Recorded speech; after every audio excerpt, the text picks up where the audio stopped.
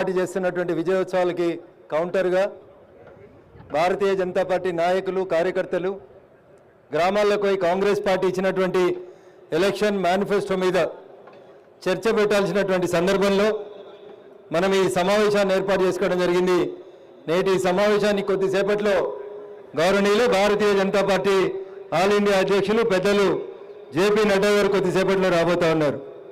వేదిక మీద ఉన్నటువంటి పెద్దలు గౌరవనీయులు కేంద్ర హోంశాఖ సహాయ మంత్రి వర్యులు బండి Sanjay Kumar garu, Bharatiya Janata Party OBC Morcha all India అధ్యక్షులు గౌరవనీయులు రాజ్యసభ సభ్యులు డాక్టర్ కె లక్ష్మణ్ గారు, వేదిక మీద ఉన్నటువంటి గౌరవ శాసనసభ్యులు, పార్లమెంట్ సభ్యులు, మాజీ మంత్రులు, మాజీ శాసనసభ్యులు, మాజీ పార్లమెంట్ సభ్యులు, భారతీయ జనతా పార్టీ రాష్ట్ర పదాధికారులు, వేదిక ముందున్నటువంటి ప్రింట్ ఎలక్ట్రానిక్ మీడియా మిత్రులు, భారతీయ జనతా పార్టీ ఆత్మీయ కుటుంబ సభ్యులందరికీ పేరు పేరున కాంగ్రెస్ ఏడాది పాలన సందర్భంగా ఏడాది పాలనందామా ఏడాది దినమందా అనేటువంటి చర్చని ప్రారంభించాల్సిందిగా గ్రామాల లోపల కార్యకర్తలందరూ కూడా సవినయంగా అప్పీల్ చేస్తూ ఉన్నాం. ఏం మారింది? ఒక నియంత పాలనకి చరమగీతం పాడితే ఏడాదిలో తెలంగాణలో ప్రజాపాలన వచ్చింది, ప్రజల బతుకు లోపల మార్పులు వచ్చినాయి, ప్రజల జీవన విధానం లోపల ఎక్కడైనా మార్పు వచ్చిందా అనే అంశం మీద ఒక చర్చను తీసుకుంటే విగ్రహాల రూపాలు మారుతూ ఉన్నాయి, పార్టీల జెండాల కలర్ల రూపాలు మారుతూ ఉన్నాయి తప్ప ఏం మారలేదు. తెలంగాణని ఇచ్చినటువంటి సోనియా గాంధీని ఒకప్పుడు బలిదేవత అని చెప్పి మాట్లాడినటువంటి రేవంత్ రెడ్డి గారు ఆ బలిదేవత పుట్టినరోజు మార్చిన తెలంగాణ తల్లి విగ్రహం పెట్టి దాంట్లో కూడా మళ్ళీ మన నెత్తి మీద షటగోపురం పెట్టేందుకు వాళ్ళ కాంగ్రెస్ పార్టీ గుర్తు హస్తం గుర్తుని ఆ విగ్రహం లోపల పెట్టుకుంటున్నారు తప్ప కొత్తగా ఏం మార్పు రాలేదు. అందుకని ఇలా తెలంగాణ సమాజం ఆలోచించాలి. బీఆర్ఎస్ పార్టీకి కాంగ్రెస్ పార్టీకి మధ్యలో ఏమన్నా తేడా ఉందా అంటే అప్పుడు ఒక్క కుటుంబం దోసుకుంటుండే, ఇప్పుడు డజన్ల కొద్ది కుటుంబాలు దోసుకుంటా ఉన్నాయి తప్ప పెద్ద తేడా అంటూ కాంగ్రెస్కి టీఆర్ఎస్కి మధ్యలో ఏం లేదు.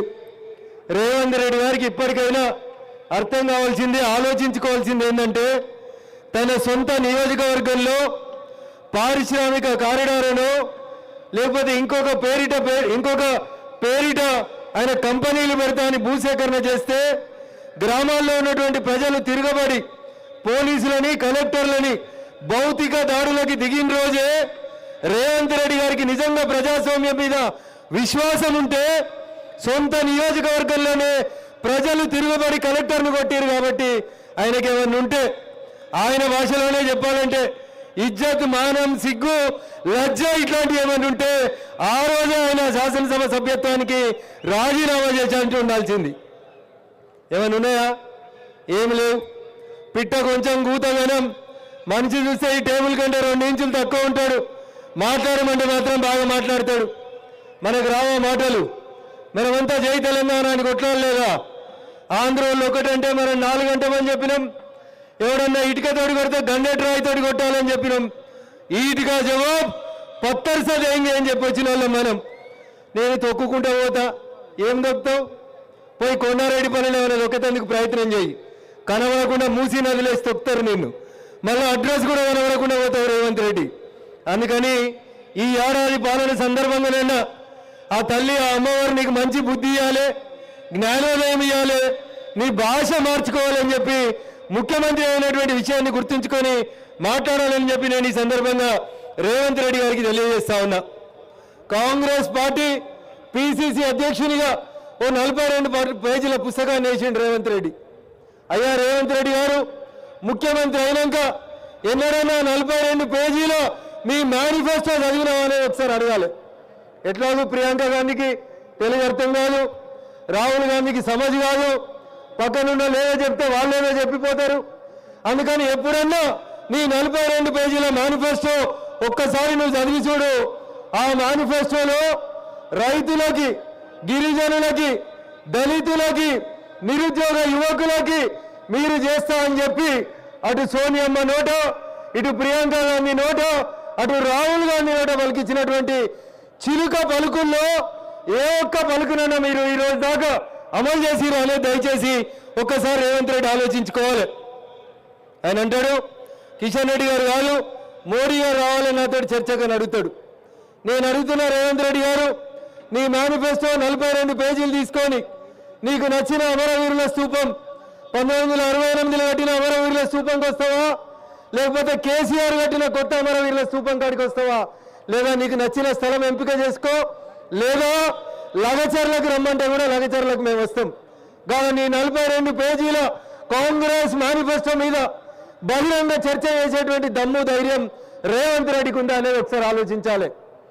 ఏమీ లేదు, మాట్లాడితే బెదిరించడం, బుల్జో చేయడం, పోలీసు కేసులు పెట్టడం, ఒక నియంత పోయిందనుకుంటే ఇంకో నియంత రూపం లోపల వచ్చి కొత్త కొత్త బూతు పదాలని తెలంగాణ సమాజానికి పరిచయం చేస్తారు తప్ప వీళ్ళ దగ్గర కొత్త ఏం లేదు. అందుకనే దయచేసి తెలంగాణ సమాజం ఆలోచించాలి. కాంగ్రెస్ బీఆర్ఎస్ ఈ రెండు కూడా ఒకటే తాను ముక్కలు. ఈ పదం నేను ఎందుకు చెప్తున్నా అంటే, టీఆర్ఎస్ అధికారంలో ఉన్నప్పుడు కాంగ్రెస్ పార్టీ గుర్తు మీద గెలిచిన ఎమ్మెల్యేలు పోయి టీఆర్ఎస్ కండువా కప్పుకుంటారు. టీఆర్ఎస్ అధికారం కోల్పోయి కాంగ్రెస్ అధికారంలోకి రాగానే మళ్ళా గులాబీ కండువా కప్పుకున్నటువంటి ఎమ్మెల్యేలు కాంగ్రెస్ పార్టీలోకి వచ్చి కండువాలు కప్పుకుంటారు. ఏం మారిందంటే, అప్పుడు ఒక రంగు ఉండే, ఇప్పుడు 3 రంగులకు మారిండ్రు. మళ్ళా 2 రోజులైతే ఇటు నుంచి అటు, ఇటు నుంచి ఇటు తప్ప ఇంకొకటి ఏం మార్పు రాలేదు. అందుకని తెలంగాణ విఘ్నులైనటువంటి సమాజం ముందు మనం ఉంచాల్సినటువంటి ప్రశ్నలు రెండు. కాంగ్రెస్కి టీఆర్ఎస్కి మధ్యలో ఏమన్నా తేడా ఉందనే ఒకసారి ఆలోచించాలి. మల్లన్న సాగర్లో భూమి తీసుకుంటే ఆ రోజు టీఆర్ఎస్ పార్టీ గట్టే పోలీసులను బట్టి రైతుల మీద లాఠీచార్జ్ చేసి భూములను తీసుకుంది. పేరు మారింది, ఊరు మారింది. మల్లన్న సాగర్ పోయి లగచర్లకు వచ్చినాం. మల్లన్న సాగర్లో టీఆర్ఎస్ పార్టీ ఆ రోజు తెలంగాణ పోలీసులతోటి ఏ తప్పులైతే చేపించిందో ఇలా లగచర్లలో కూడా కాంగ్రెస్ పార్టీ మళ్ళీ తెలంగాణ పోలీసులతోటి అదే తప్పులు చేపిస్తా ఉంది. అందుకని తెలంగాణ సమాజం దయచేసి ఆలోచించాలి. ఏ రోజైతే లగచర్లలో ప్రజలు తిరుగుబాటు చేసిండ్రో ఆ రోజే రేవంత్ రెడ్డి రాజీనామా చేస్తుంటే ప్రజాస్వామ్యబద్ధంగా కొంచెం గౌరవప్రదంగా ఉండేది. కాబట్టి అందుకని దయచేసి ఆ రెండు పార్టీలను చూసి ప్రజలు విసిగెత్తిరు. కాబట్టి భవిష్యత్తులో అసలు సిసలుగా తెలంగాణకి ఏమైనా న్యాయం చేయాలంటే అది కేవలం భారతీయ జనతా పార్టీ తోటి, నరేంద్ర మోడీ గారి నాయకత్వంతో మాత్రమే సాధ్యమవుతుందనేటువంటి విశ్వాసాన్ని మనం గ్రామాల్లో కల్పించాలని మీకు అందరికీ కూడా సవినయంగా అప్పీల్ చేస్తూ, రేవంత్ రెడ్డి గారు 6 గ్యారంటీలు 66 హామీలు కాదు, ఈయన కేసీఆర్ జుట్లో పుట్టి ఆయన కంటే ఎక్కువ అబద్ధాన్ని ప్రచారం చేస్తున్నారని వీధి వీధిన తెలియజేయాలని చెప్పి తెలియజేస్తూ, అవకాశం ఇచ్చినటువంటి వేదిక మీద ఉన్న పెద్దలకి, వేదిక ముందున్న మీకు అందరికీ కూడా శిరస్సు వంచి నమస్సుమాంజలి తెలియజేస్తూ సెలవు తీసుకుంటా ఉన్నాను. జై హింద్, జై భారత్, జై శ్రీరామ్. ఏమైందన్నా వాన పడుతుంది మెత్తగా ఉందంటుర్రా? జర గట్టిగా చెప్పు. జై శ్రీరామ్, జై శ్రీరామ్. పోవాలా బంగ్లాదేశ్ దాకా పోవద్దా? జర గట్టిగా చెప్పు పోవాలంటే. జై శ్రీరామ్, జై శ్రీరామ్. మన దేశంలో జరిగేటి వాటి మీద మాట్లాడారు, హిందువుల మీద దాడులు జరిగితే మాట్లాడారు. ఎవరో ఏదో పేపర్లో ఏదో రాసిరని పార్లమెంటుని స్టార్ట్ చేస్తారు.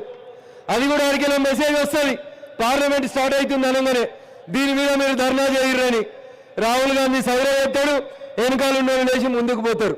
అంతేగాని ఈ దేశంలో జరుగుతున్నటువంటి ఇష్యూస్ మీద పార్లమెంటులో చర్చ జరిపేందుకు కాంగ్రెస్ పార్టీకి నీతి లేదు, నిజాయితీ లేదు. ఇక్కడ రేవంత్ రెడ్డి ఎట్లున్నాడో ఢిల్లీలో ఉన్న కాంగ్రెస్ పార్టీ అట్లే ఉంది. కాబట్టి దయచేసి కార్యకర్తల ఆత్మవిశ్వాసం కోల్పోకుండా గట్టిగా కొట్లాడాలని చెప్పి ఈ సందర్భంగా విజ్ఞప్తి చేస్తూ సెలవు తీసుకుంటా ఉన్నాను. జై హింద్, జై భారత్.